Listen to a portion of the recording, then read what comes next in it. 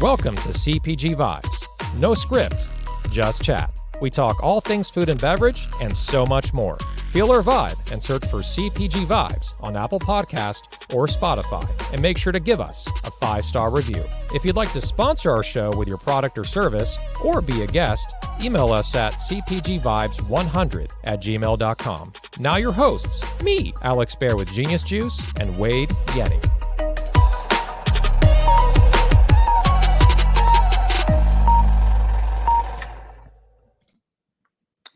All right, welcome to episode 90.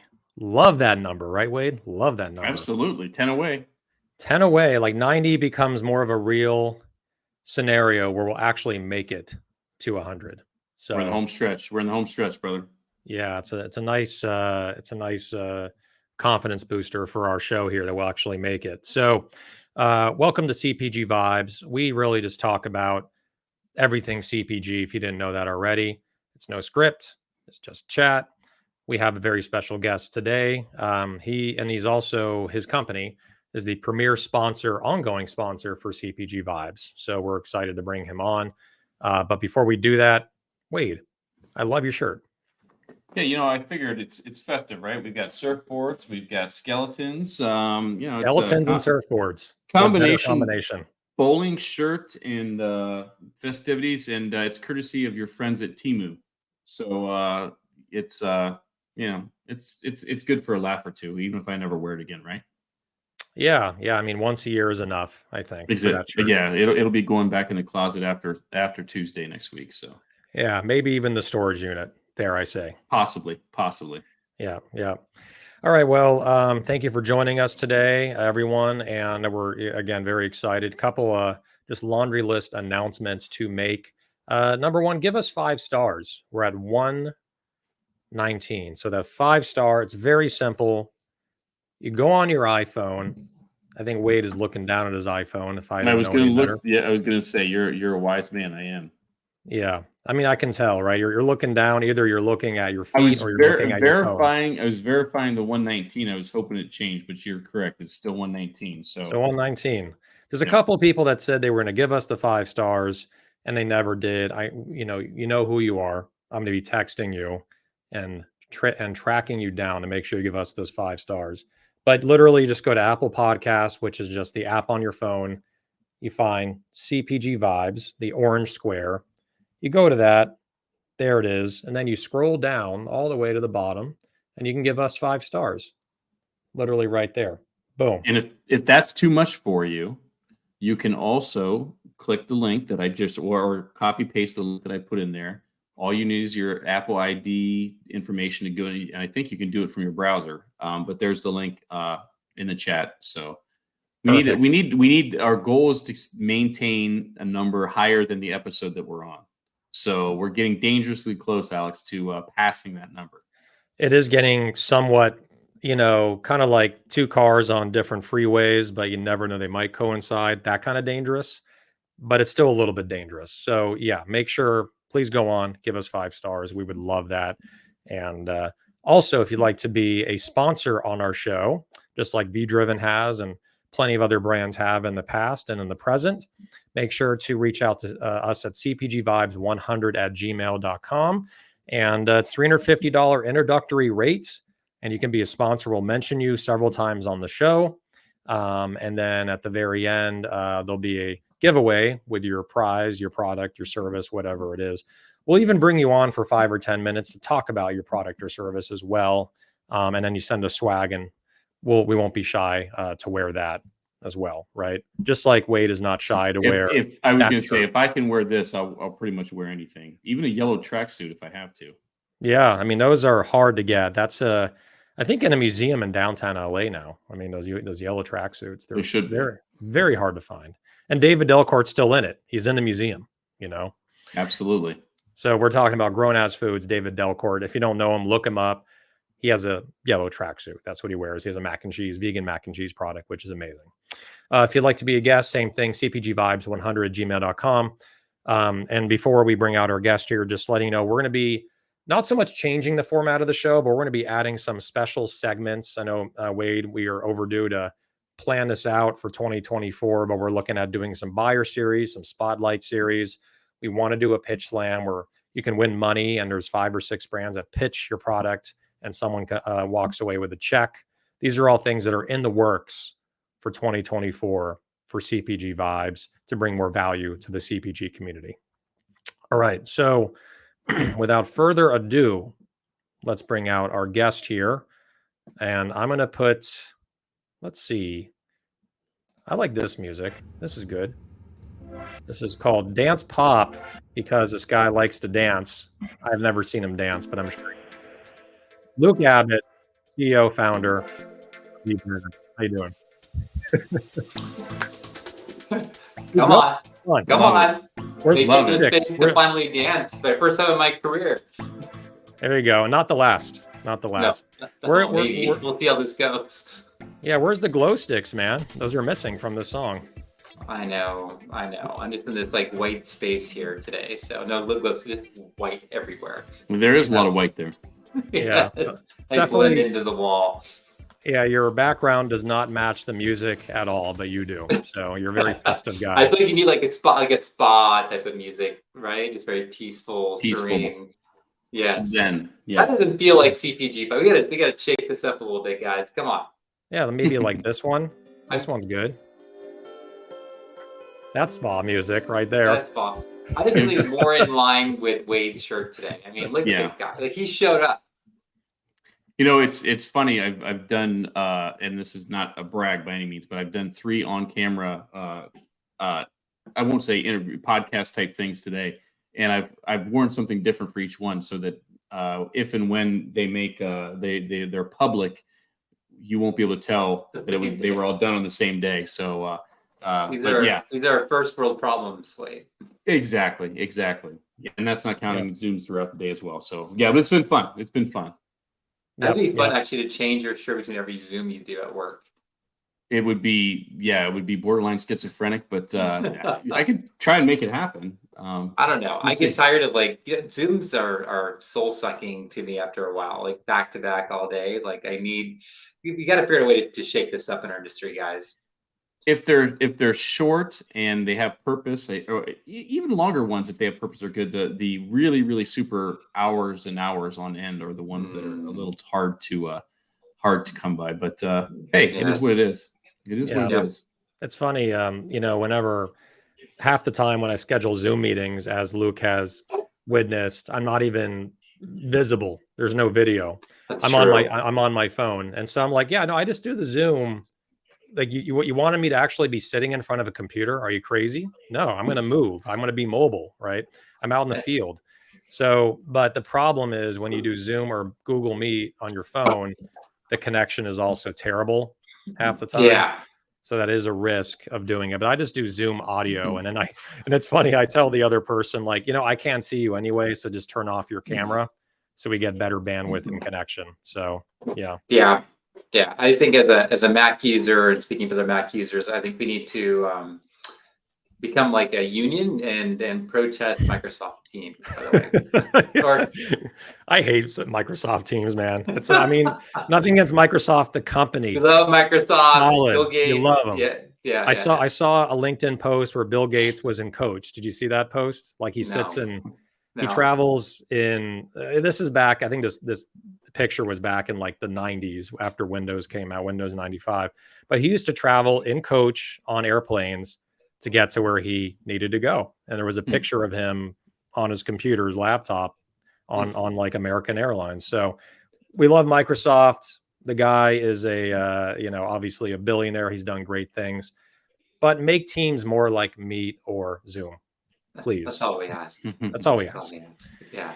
So, Luke, what would you like to talk about? Because you're the guest and we ran out of ideas. It's on you. Alex, Unless Wade, do you have something you need to talk? This is a have an change. idea. You have something you want to say. I have something to say. Okay. Wow. Let's get Wade space. Let's get Wade Well, space. I was going to say, this is, I'm going to peel the curtain back a little bit because most people, probably yourself included, Alex, don't know that Luke has a secret or private project. A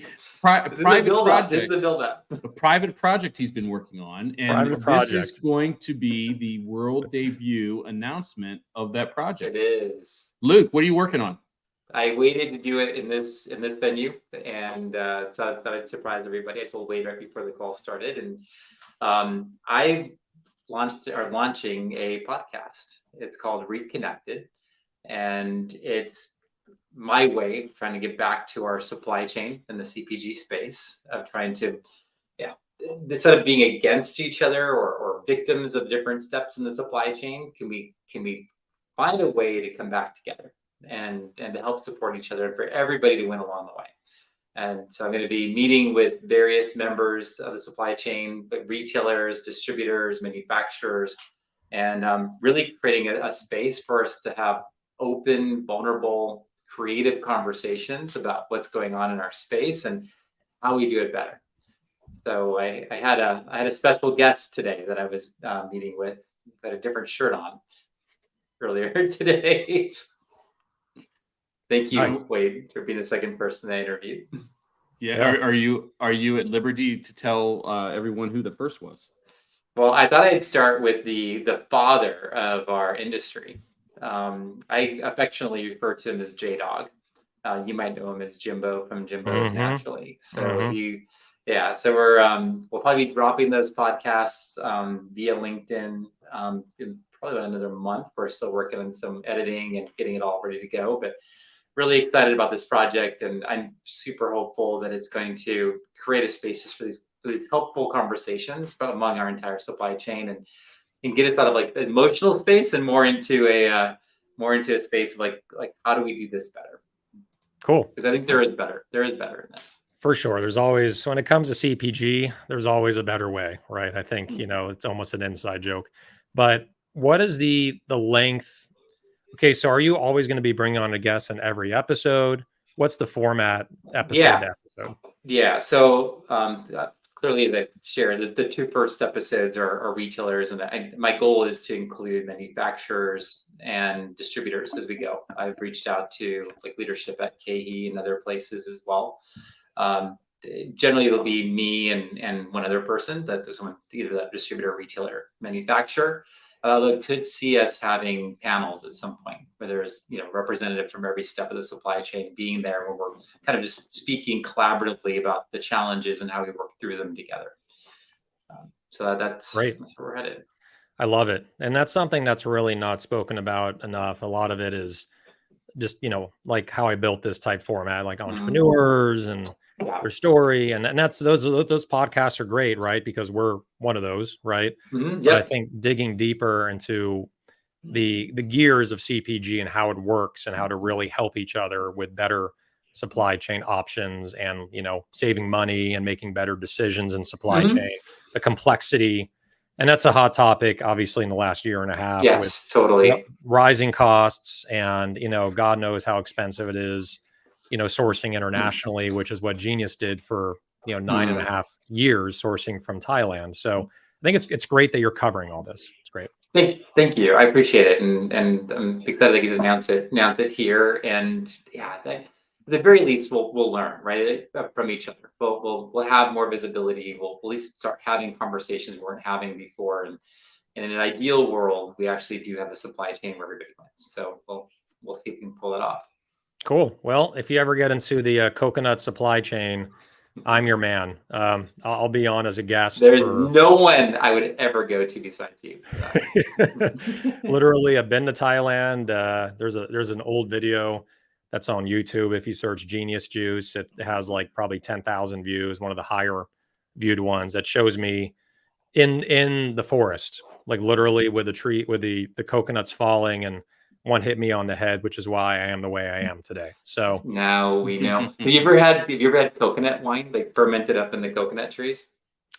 No. Usually what's harvested and what I've tasted has been just fresh, but I didn't know they ferment the coconut before they actually chop No, it and harvest it. for a coconut wine. So I was in the Philippines, gosh, probably before COVID, and touring different coconut groves while I was there, coconut tree groves, and they offered me. They actually sent a guy climbed up the tree. Right, there's no ladders, there's no whatever, and he brings down this like plastic container, and he's like, "Drink," and it like has like flies all over it and stuff, and he's Fermenting. like, Yeah. "Coconut wine." And then I'm like, "Okay," so I had a drink, so I didn't want to, something bad to happen or to be disrespectful, and actually it was really good. Had a very Interesting. happy day. Yeah.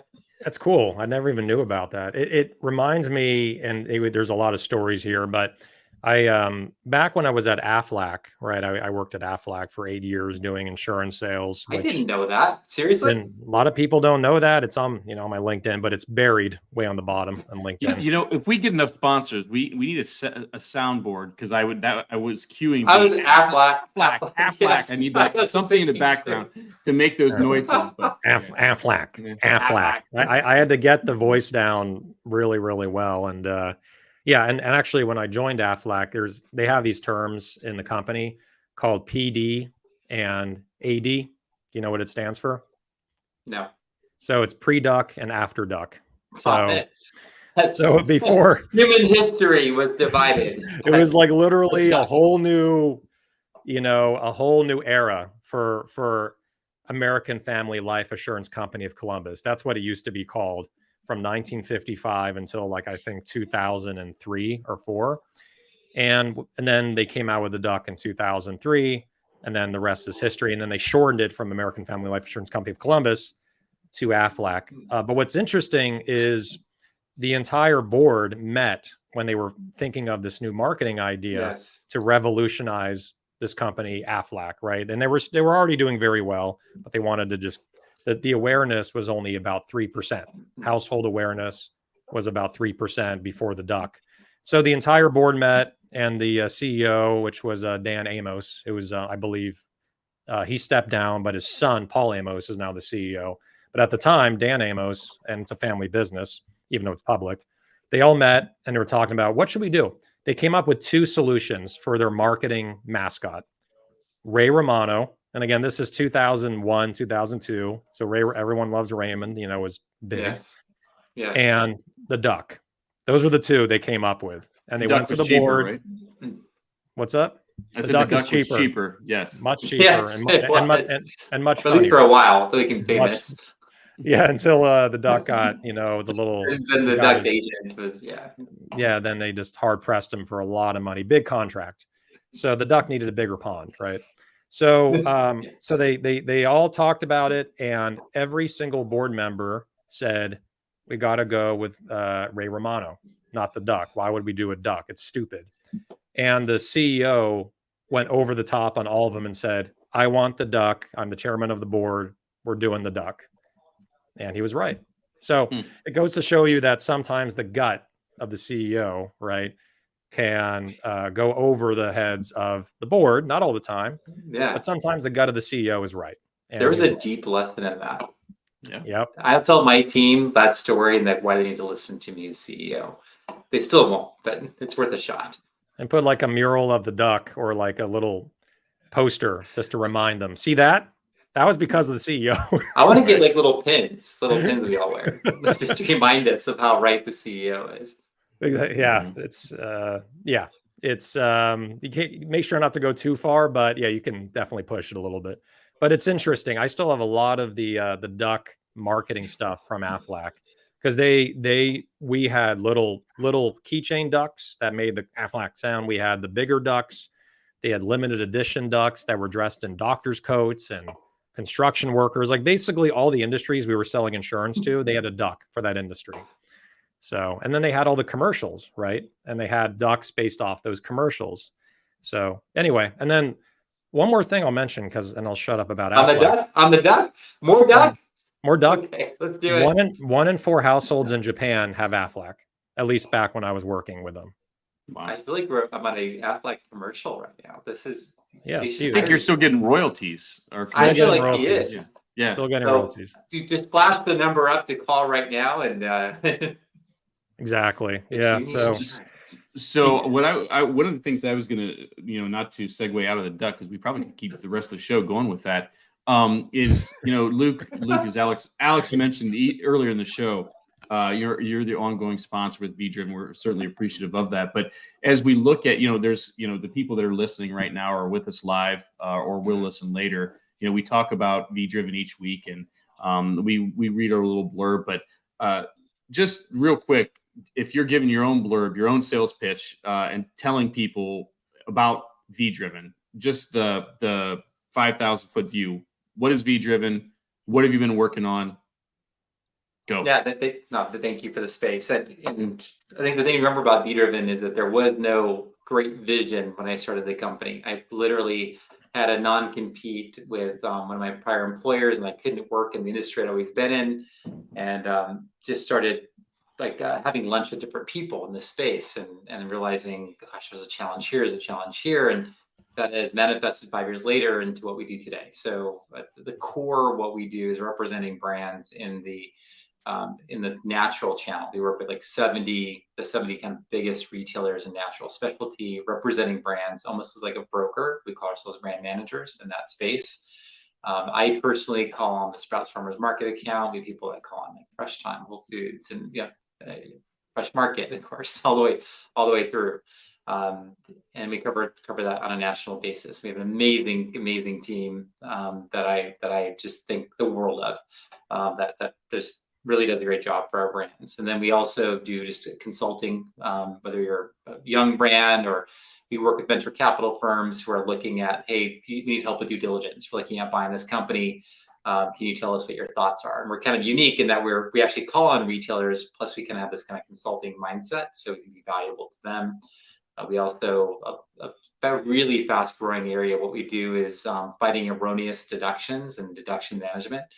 That is something that I started because there was a major challenge 5 years ago, and it still is. It's only grown. So that's something where, we've got some data. We've gotten millions of dollars back for our clients this year in terms of erroneous deductions. And I do not think that our distributor friends are trying to steal. I just think that the systems are so complex that errors happen.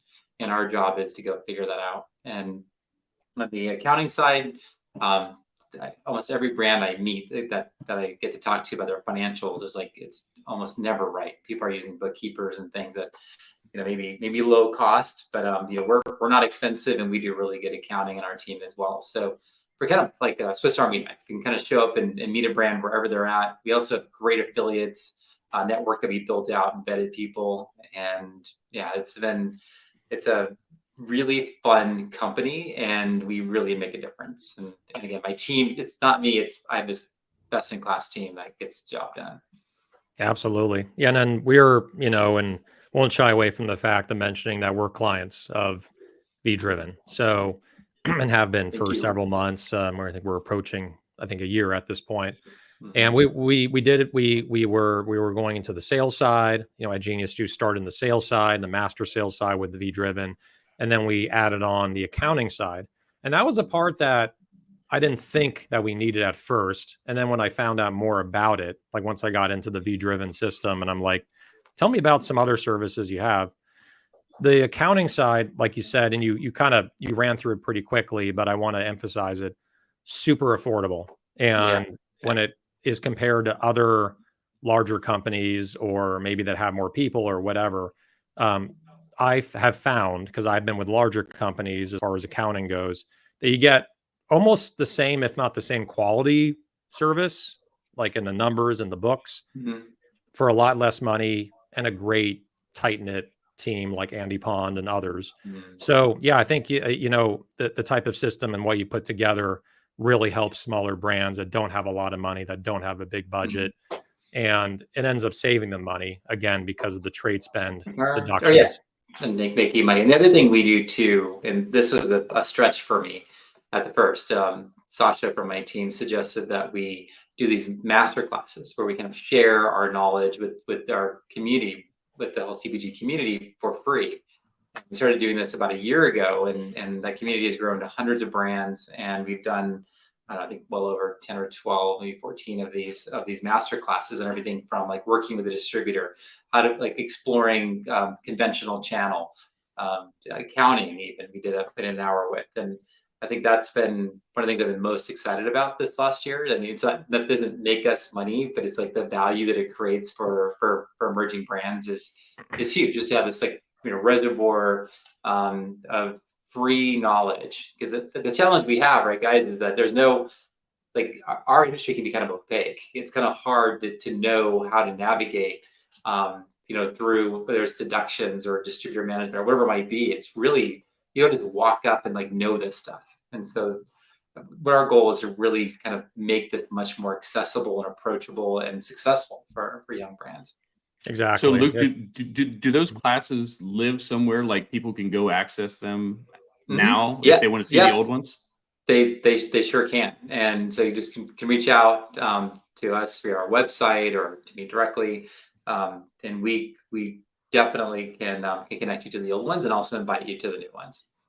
Great. Awesome. So VDriven.com, which we'll post again and again on here during this interview with V. And then for those that are listening, right, that are driving on the 110 or wherever you are, or the 5 down to San Diego, VDriven.com. The other thing that I noticed, because I meet a lot of younger brands, right, that are just starting out or they're in their first 100,000 of revenue.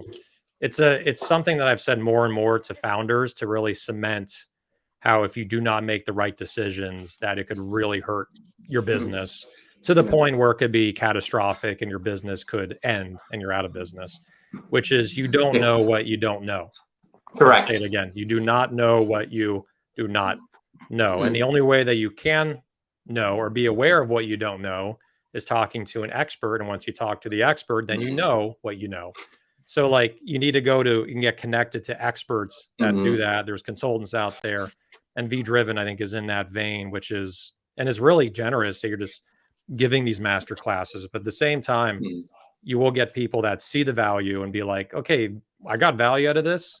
I'm going to hire VDriven now because they gave it away as a complimentary to help the community, and now they deserve to be hired. So it's cool that you're doing that. What's your favorite masterclass? Like, what's been your most favorite masterclass so far that you've done for the community, and which one has most people got value out of all the masterclasses you've done? The ones that I've done 2 in this vein. One was specifically on deductions, and the other one was more on managing distributors. Those 2, both of those I led myself, and well attended, and the level of interaction and curiosity from the audience was like through the roof. And for me, it's about like empowering, right? The reality is that KE and Unify do not make money delivering product to their retailers, right? And so they had to figure out ways to make money. I don't necessarily think it's the best way that they've chose, because it's like it's very opaque and people get, it's really hard to budget for all these, dozens and dozens of possible deductions. But if we can educate brands that, hey, it's like 8 to 12% on the buy side for KE Unify. If you figure that into your budget, and I get it may not hit evenly throughout a year, but at least you have a running start.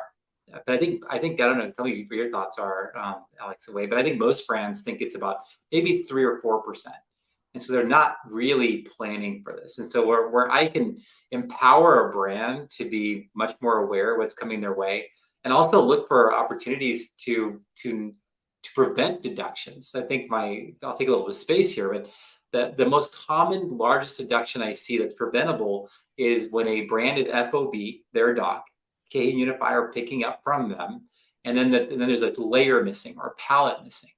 The easiest way around that is taking pictures of the pallet, on the dock, in the truck, get the KE Unify driver in the picture. You can fight that deduction because you actually documented it was there. And those deductions, I've seen $5, $10, $20, $30,000 deductions in that area that if you don't have pictures, you have nothing to go on. Right. And a signed bill of lading means nothing because of the contracts you signed with them. I mean, you signed it, right? You gave away your rights. And so at that point, you're dependent on this kind of subject account at their dock. So it's really, it's really teaching people how to be effective, how to prevent deductions, and even empowering, like, hey, some deductions will be erroneous. Like, what does that usually work out to? And then what do you do about it? If you want to hire us, great, or I can teach you how to do it as well, and you can do it yourself. So it's those are very, very popular. Yeah, I can see that happening. And I classify deductions and honestly, I mean, there's many classifications, but the two simple ones, the two buckets, is one is predictable, like Mm-hmm. you open up a new warehouse and they charge Yep. you $100 a 15%. SKU Yeah, or and whatever, that too. or Yep. or a freight program. Then there's the Yep. unpredictable, which is mistakes happening either on the brand side or on the distributor side, where they're moving millions of pounds a day. There's going to be mistakes. And so what I've also learned is that as you establish yourself more and more in that warehouse Mm-hmm. and you work with them, it's almost like a, I don't even know how to explain this, but like as you go through more time with the distributor, you understand them and how they work, Mm-hmm. and they understand you, you're less likely to get chargebacks. But the first year to me is the most Yeah. challenging. You It- get tons of chargebacks you just didn't expect. It is, right, and that's our job, right? Like Alex, like our job is to help people understand that before it happens. So hopefully people seek us out or watch our classes. But the distribution center help is critical, and one of the, especially like here in KE, for example, there's KE Connect. You have all the data. You know what the demand for your product is. You know your code. You know what's at risk for running out of code. And I really challenge brands on using the information available to them, and not depend on the distributor, right? Because the distributor has to manage tens of thousands of SKUs. You have one line. Own it. Become friends with your category manager and your buyer at your distributor. Speak up when something's wrong. So it's really, really important that brands, I hear a lot of like victimhood, and it's like, I get it. And it can feel really emotionally overwhelming when you're seeing all these deductions and all these things are happening to you. The number one thing you can do is educate yourself, right? Empower yourself. How does it work for the if you want to kind of open the curtain a little more, we see the Wizard of Oz, right? So how, and that was a good connotation, not a bad, because he was a good guy in the movie.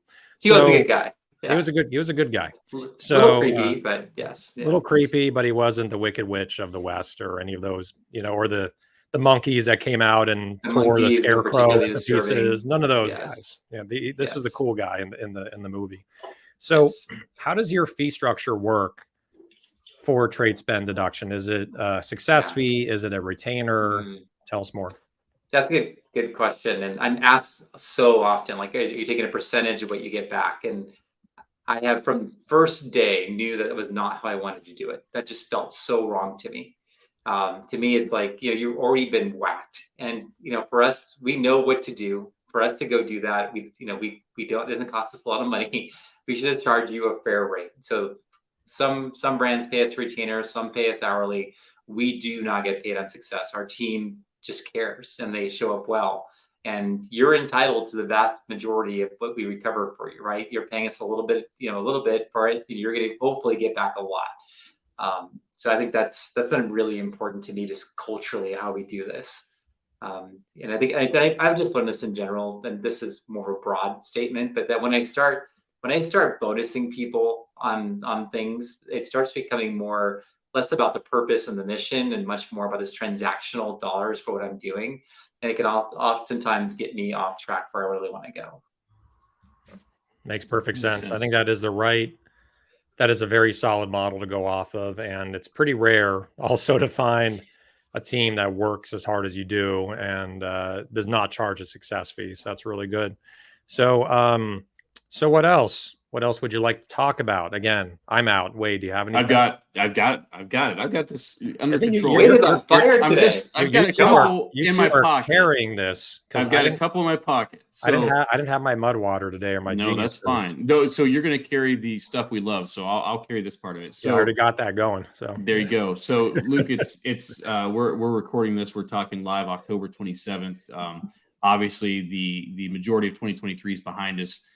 And just kind of level set the industry as you see it right now, as far as where we're at, in the space, and maybe if you were looking in your crystal ball, and you're making bets on some things that you see coming down the pike in the first half, the first quarter even of 2024. Where are we? Where are we going? What do you see as being, like you mentioned, trade deductions, supply chain, different things that have been hot buttons over the last, 6-9 months. Where do you see things now, and where do you see things, coming for the next 6-9 months? I thank you for the space on that. I spent a lot of time thinking about this and meeting with dozens of brands, talking about this so they can plan strategically. We are, as we all know on this call, we are in the middle of a depression in terms of capital raising. It doesn't mean it's impossible to raise capital for a CPG brand. It's just, 100 times harder, right, than it was 2 years ago, a year and a half ago. The brakes went on June of last year in a way that was extremely profound. And in our community, we've shared data about what's happened in terms of the precipitous drop of funding. Series C's really don't happen anymore, right? Series B's barely happen. We were seeing the some of the earlier stages actually were still doing okay, and those slowed down. Really, in terms of raising capital, and I know Alex, you're really big into this. Like the crowdfunding still exists, right? And raising for friends and family. So the capital thing really hit us, because before it was all about growing sales and top line and claiming market share.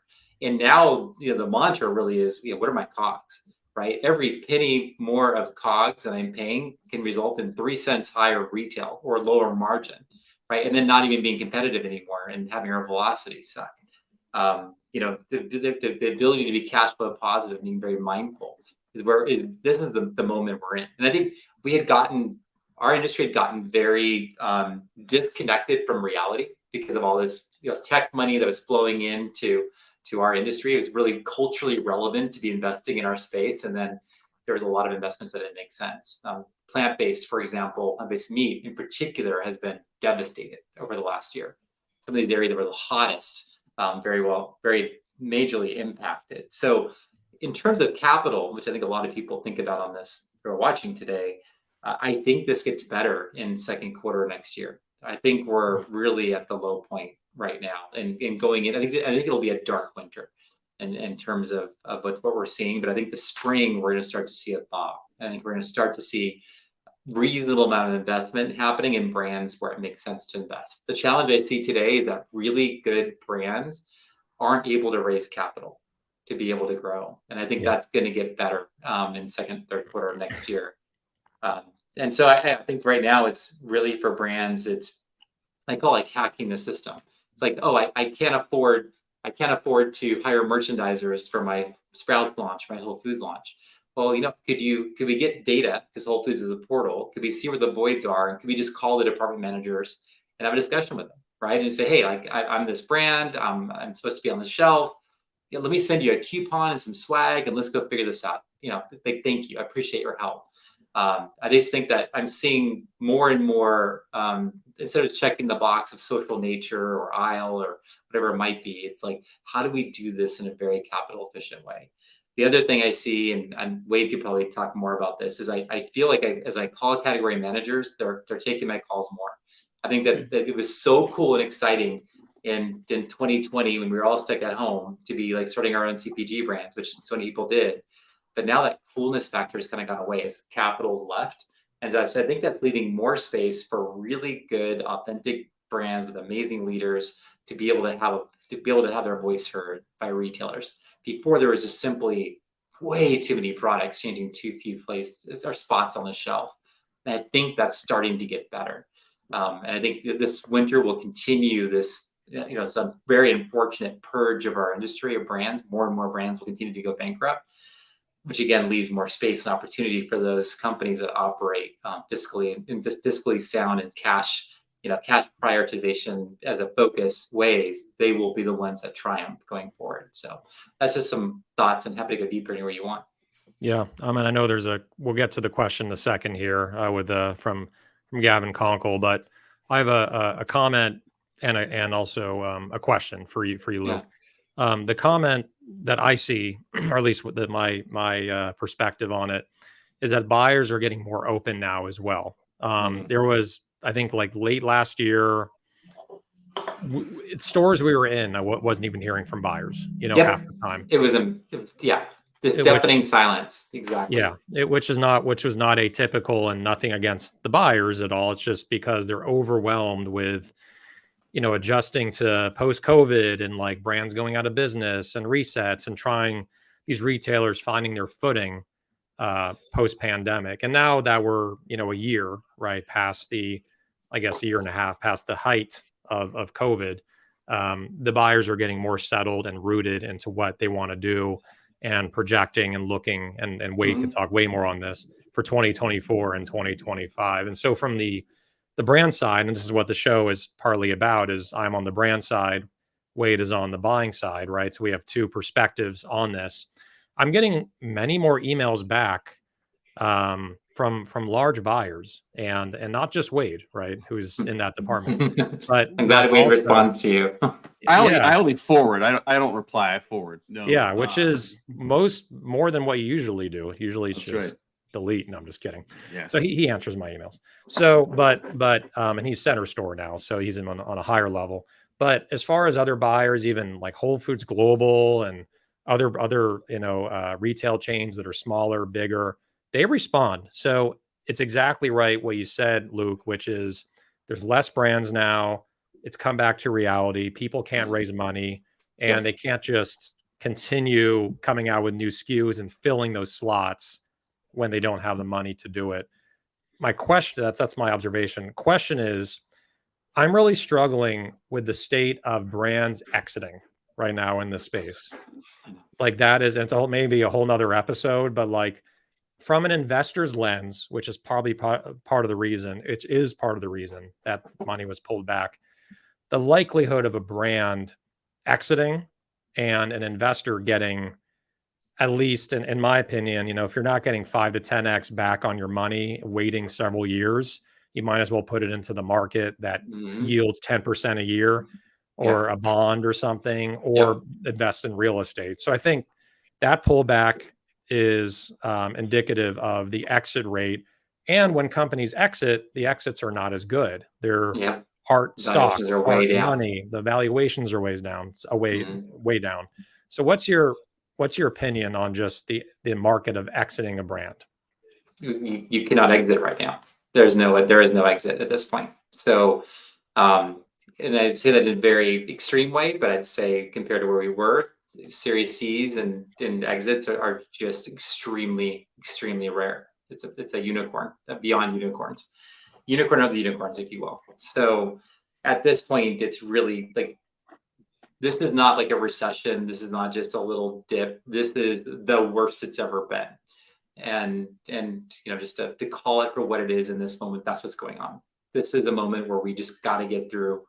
The exits that I'm seeing are more companies that have made missteps with cash, and $500 million valuation companies a year and a half ago, they were selling for $25 million.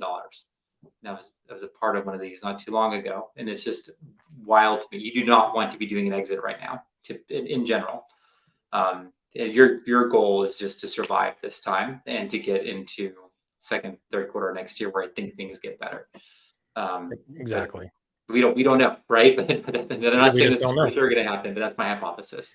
Yeah, and one of my main mentors, who I'll leave him anonymous, but love this guy. He had a bread company for 20 years in LA, and he just made bread, obviously, private label, didn't have his own brand. It was all private label, which is, I think, a great business to be in right now because it's clean. And he was selling to Trader Joe's. He was selling to, a lot of restaurants, a lot of chain, Chili's, all the, table bread, that kind of stuff.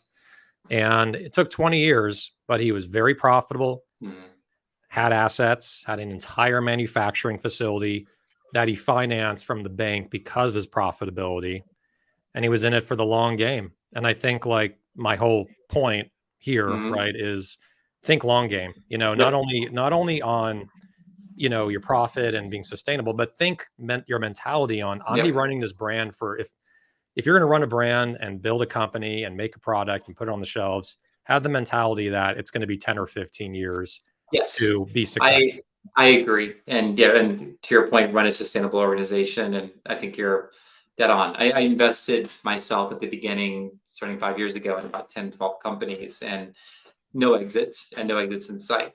And I would say, as an investor today, if I did an exit and I was reinvesting, I would definitely be very focused on royalties as an approach in our industry. I think that makes so much more sense, because there's no visibility of exits today.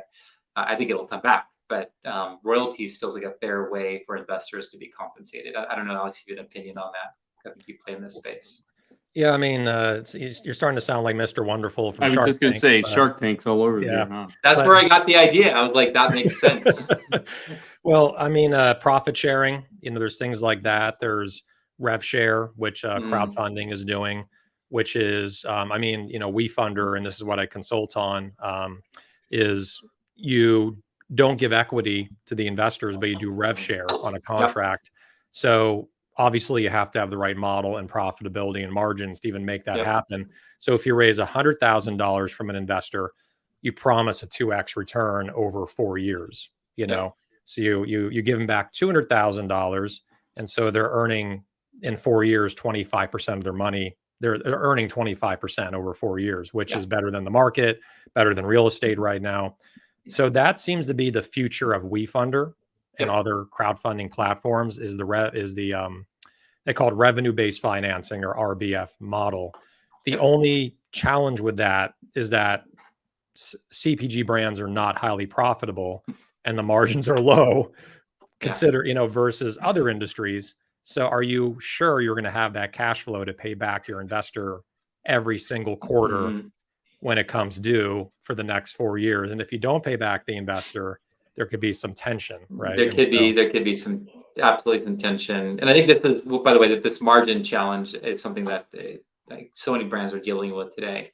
Yeah. And when my recommendation to a number of brands recently has been to literally partner up with your co-manufacturer, ideally in an equity way. And so where you're family, and so that seems to be, if you're not manufacturing yourself, you're co-manufacturing, your margins are 35% on your sales to He and Unify, there's probably not a path for you to be profitable, right? You probably, at the minimum, you need about a 45% margin in this space, gross margin in this space, to have a hope, and ideally over 50 to truly make some money. So it's like, is that after logistics and trade spend, or before 45? That would be 35% would be after.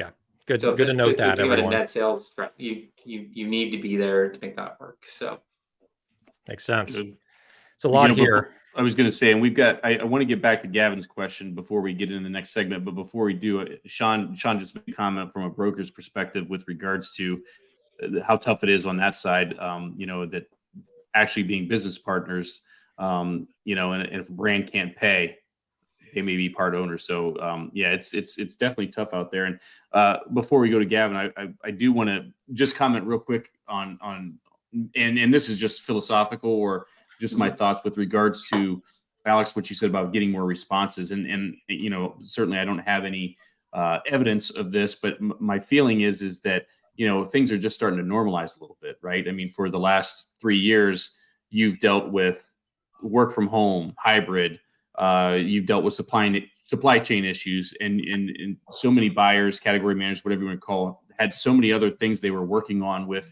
trying to keep shelves full and having to swap items in because, somebody stopped producing something. Maybe it's just that right now things are finally, to some extent, starting to normalize with supply chain, and their schedules are more consistent day to day with regards to duties, as well as the work from home, if they're back in the office, what have you. I think that's probably a big part of it.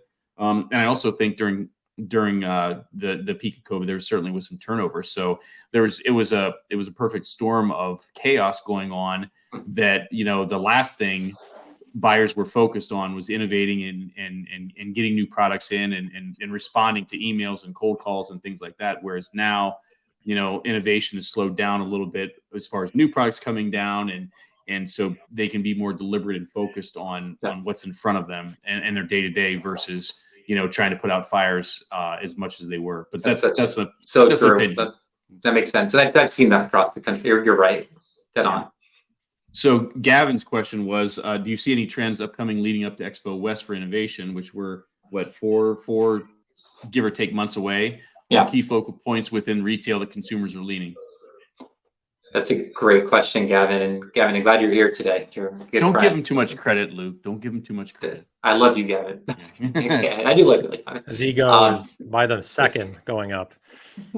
He's yeah. So here's what I'm seeing. Number one is regenerative is here, at least to the retailers. I hear it from the key natural retailers in America.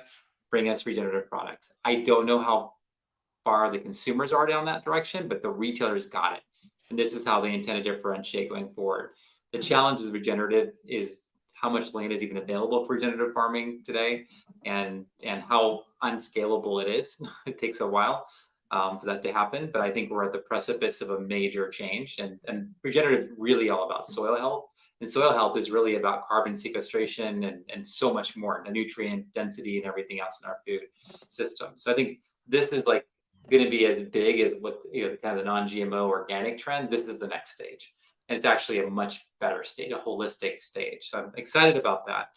I also see, consumers were sold a bill of goods. If you think about like the whole, and this is where I initially worked a lot, was the plant-based meat, plant-based cheese area 5 years ago. I still work in that area. But the challenge is that most of the brands in that space, kind of played in this idea that anything plant-based was healthy for you, right? But it really wasn't. There was ingredients like methylcellulose that looked like a science project in many cases. And so consumers are sold a bill of goods. What I'm finding is that consumers are getting much more sophisticated. They're reading the labels. But I'm seeing in some of the best brands that are trending today that they're putting the ingredients in the front of the product. A good example of that is like an Abbott's Butcher company I've been involved with since 2020. Sorry, they put their ingredients in the front because they're not using methylcellulose. There's no crap in there, and that's what consumers need to be signaled, is that there's no crap in the product. We're also seeing things such as, I'm hearing more and more, no added or no non-caloric sweeteners. Right, there's this kind of the backlash against keto and some of the extreme things that happen during keto, right? And we're finding also that consumers are more and more trending toward indulgence. They're not as afraid of sugar and fat and calories. They want things that taste good and that in general have a clean ingredient deck, right? So I think Midday Squares is a great example in my mind. So I'm a fan of their product, right? But it's an indulgent product. It's delicious, and it's got a relatively clean label. I think that is what I see is what's going on. I'd love to hear your guys' feedback too. No, I think, I agree. I think the regenerative piece is really interesting because I know before I left California, Jimbo being Jimbo and being the visionary that he is, yes, he is. He pretty much demanded that was going to be a focal point for what we were doing in California. Yep. It's not a question; it's more of a statement that I think you hit the nail on the head. That it hasn't necessarily trickled down to the consumer yet, and it's certainly in the areas, especially in some of the areas we do business, and I look at my past where I did business in Ohio and Louisiana, what have you. Yes. I think the regenerative piece is pretty far down the prioritization list for the consumers in those, especially those underdeveloped, not so urban, trendy areas that, I see it becoming more and more relative, especially down the pike, maybe a year or so away.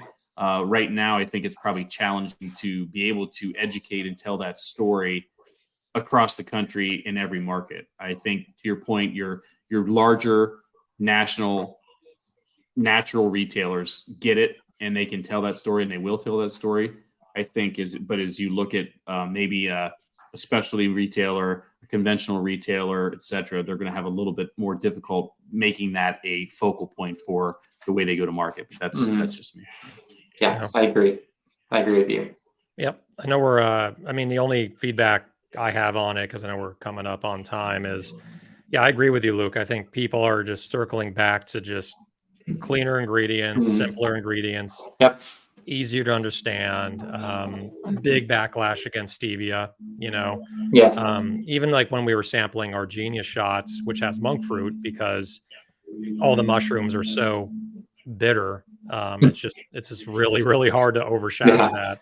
You can't, if you put in 10 grams of sugar per 2-ounce bottle, we probably overshadow. That would not be good. But we put in monk fruit, and the monk fruit seems to be a lot more popular than stevia. So it's sugar is not the devil anymore. No. And there's products that still have sugar, but it's still low enough where it's healthy. Yeah. And like MDS, Midday Squares does that, right? Yeah. Yeah, I don't think we're running back towards sugar like wholeheartedly, like maybe we once did. Like it used to be like, what was it? Low fat. We didn't care about carbs, but I think it's more about a balance is what we're headed toward. Yeah, 100%. All right, so the next segment, we're just going to do a very quick stuff we love here because we're over time. Let's see here. I hear some background noise going on somewhere. Yeah, I'm not sure.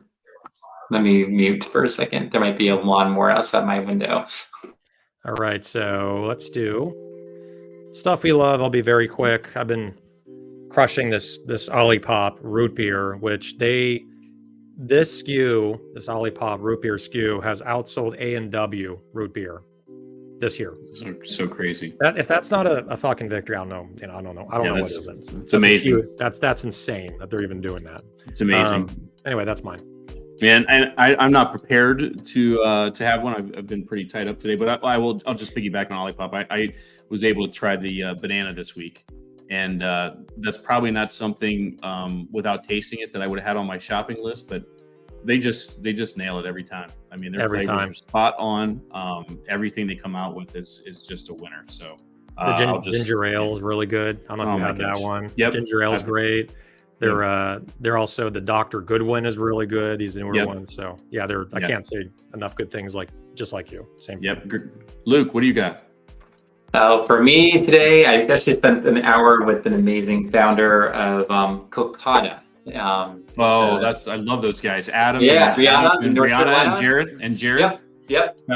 Fabulous stuff. I'm a big fan of their product. It's amazing. It's amazing. We were looking at a slide where we compared it to another product, so the letter N, like Nutella.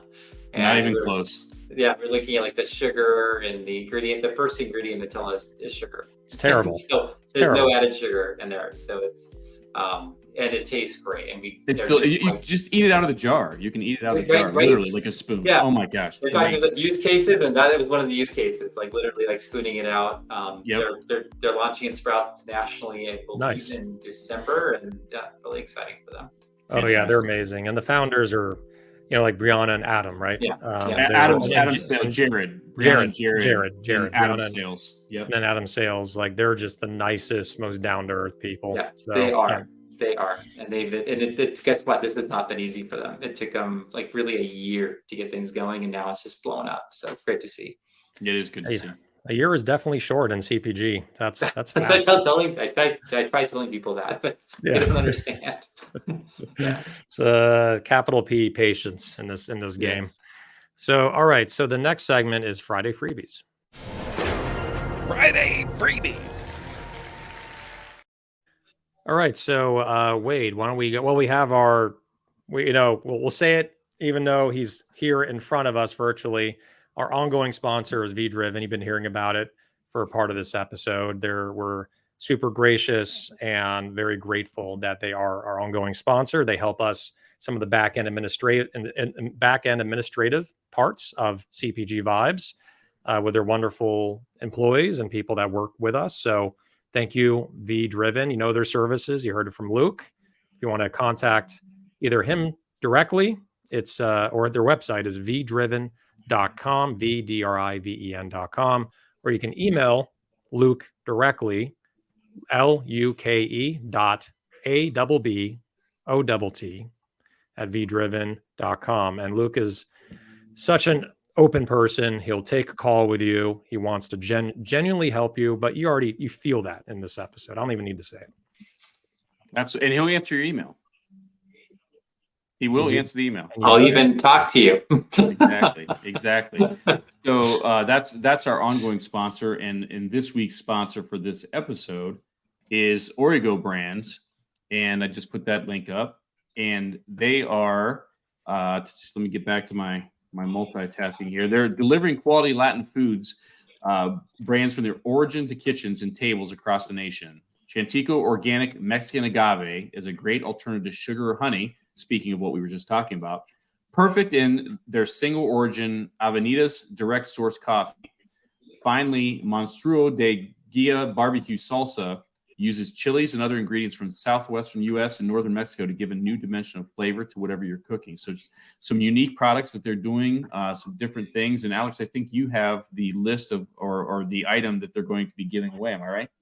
Yes, sir. So I'm just showing you here. You can see it on the shared screen for those that are watching. It's the Chantico Organic Raw Agave Organic. You're going to get a pack of this, I believe, at least of 3, possibly of 6, depending on what their stock level is. Fully harvested, very just transparent supply chain.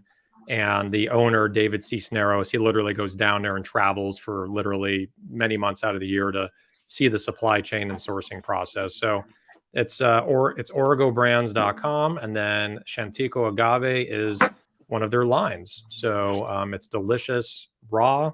One of the, I think, the best agave nectar I've ever had in my life. Now, other people have had other agave nectars, but this goes in smoothies. You can put it on pancakes, cereal, hot cereal, cold cereal, whatever you want. So you can win a pack of those. That's going to be the prize, worth about, I think, 60, 70 bucks. So, Luke, you know how this works because you've been a guest on our show before. What question would you like to ask that somebody needs to answer to win this fantastic prize so they can sweeten up with sugar, right? We're getting back to sugar. So. I love it. I love it. So this one might be really hard for people unless they know Wade really very well. But I'd like to know, someone to answer, what was Wade's first retailer he worked for in the retail space? Somebody's going to get that. Somebody's going to get that. We didn't talk about it on the show, did we? Yeah, we did. We might have. It was very They're quick. all blurring together. They're all blurring together today. That's a good question. Someone's going to get that. I didn't have my mud water, so or my Genius Boost, so I don't know the answer. I'm going to wait for the delay. You know, something I've noticed that some of the comments aren't showing up on the StreamYard feed, so it's hard for me to keep up sometimes with some. I'm trying to on the comments. That's why you see me keep looking at my phone. It's just happened over the last few weeks. Yeah, StreamYard and LinkedIn, I think they're having a little bit of a tussle. You know, they're trying to get back together. You know, so they haven't synced well. Yeah. So Sean, it's not Big Bear. Big Bear in San Diego. Wow. No, he said he's questioning if it was Big Bear. It's not Big Bear. I just know Big Bear is a skiing resort, like in East. So it's not showing up on StreamYard, but it's showing up on my phone. Tom Malengo has the right answer. I'm not seeing it either. There you go, Tom. It's on my phone. I see it because I see Sean's comment. Interesting. But I don't see Tom's, but I do see it on my phone. So okay. So Mr. Tom, Malengo, you got it.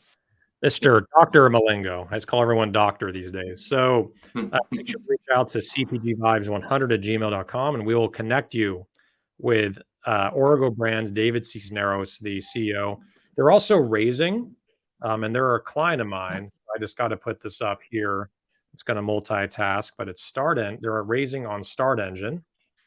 So if you go to startengine.com/offering/Origo Brands, and if you just literally Google Start Engine, Origo, ORIGO brands, you can actually invest in them. So on Start Engine. So there you go. All right. Well, this was a great show. I mean, we went over an hour, which is to be expected. You know, when Luke's on, a lot of, I mean that in a good way. There's a lot of things we're cramming into this, a lot of great info. So thank you. I'll make it a super simple statement. Thank you for what you do for the CPG community, Luke. We love you. My pleasure. Absolutely. And thank you too as well. This show is amazing and it does so much for our industry. It's an honor to be here today. Definitely. Awesome having you, Luke. Thank you. Thank you. All right, everyone. So that's episode 90. And again, we're ongoing sponsor VDriven as well. So just an additional shout out to them, VDriven.com, for all the services that Luke was talking about earlier in the episode. And we'll be back next week for episode 91. So make sure to email us, cpgvibes100@gmail.com. If you'd like to sponsor, if you'd like to be a guest. One more time, make sure to give us 5 stars. We need it, please. And yeah, thank you, everyone. And take good care. Have a wonderful, wonderful weekend. Have a great weekend, everybody.